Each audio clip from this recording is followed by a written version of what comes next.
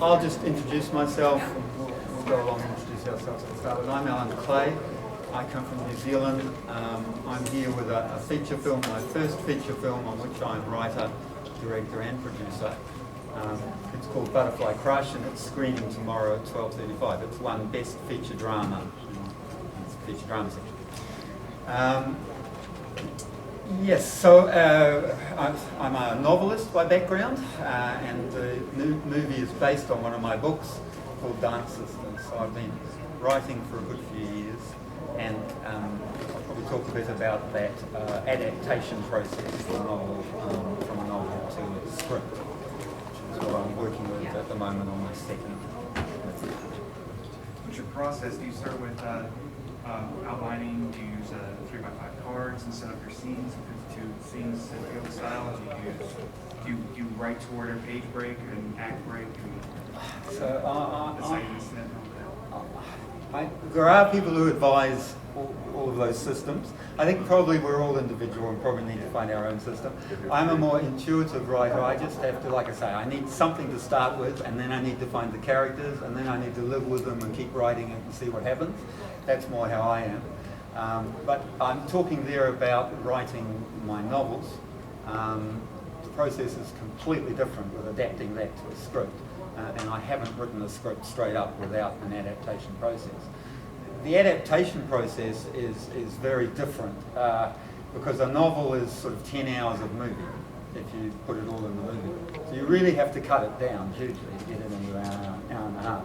And that is the hard job, cutting down all of that writing into something that's much shorter and still has the same essence and the same magic and the same. And I've been very lucky on the film I'm working on at the moment, which is my next film. I've just finished the second draft, and I'm working with a script consultant on that. And I think if you get a good script consultant, it can really help you. I'm working with Linda Sager, who's a hero US script consultant, and she is just wonderful, and she's just made the process so much easier for this next film than on my previous film. So I do recommend sort of getting those outside eyes and getting that sort of advice. And if you're adapting or even if you're writing, often we write the script and then we think, oh God, I need to get some feedback. I'll give it to someone and get some feedback.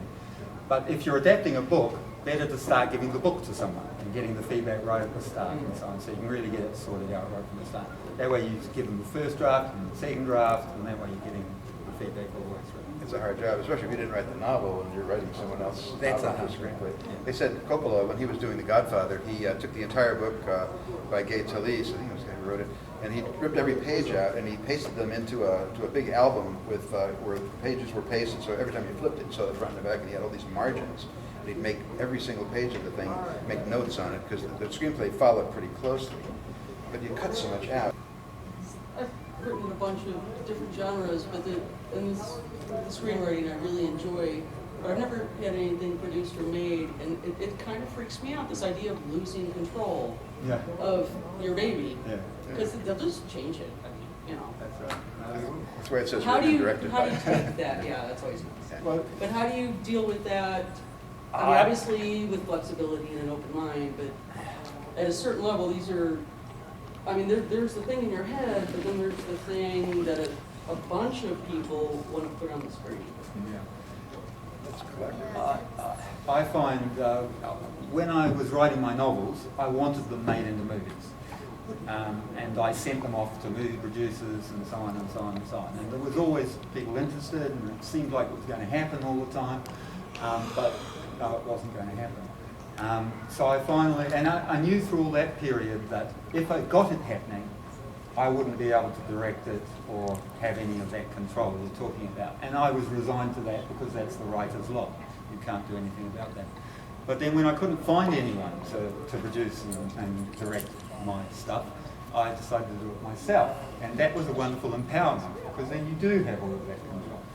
Mind you, you then have to do those extra jobs, and you have to do them well. You have to do them as well or better than your writing, otherwise you're actually destroying your writing. So you've got, that's the flip side of it. Yeah? You do have to take that responsibility if you're going to have that extra control. Thank you, everybody. Thank you.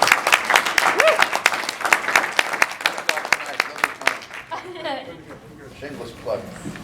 12:35 tomorrow, Butterfly Crush. Another shameless plug. And good luck, everyone, with your writing. Yeah.